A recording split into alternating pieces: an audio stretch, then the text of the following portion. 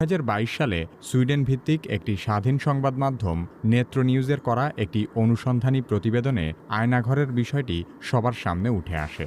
সেখান থেকেই দেশের মানুষ জানতে পারে যে বিভিন্ন সময়ে বলপূর্বক গুমের শিকার ব্যক্তিদেরকে আয়নাঘরে আটক করে নির্যাতন চালানো হতো।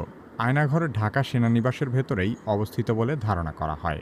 আয়নাঘরে বন্দী থাকা সাবেক এক সেনা সদস্য জানিয়েছেন, অতীতে এই জায়গাটি জয়েন্ট ইন্টারোগেশন সেল নামে পরিচিত ছিল।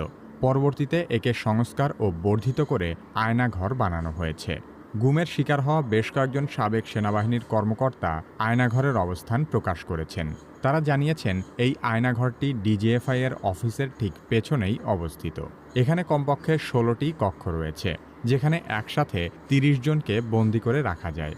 আয়নাঘরের দায়িত্বে থাকা কয়েকজন সামরিক কর্মকর্তা গোপন এই কারাগারের ছবিও প্রকাশ করেছেন। এসব ছবি দেখলেই বোঝা যায়, গোপন এই কারাগারে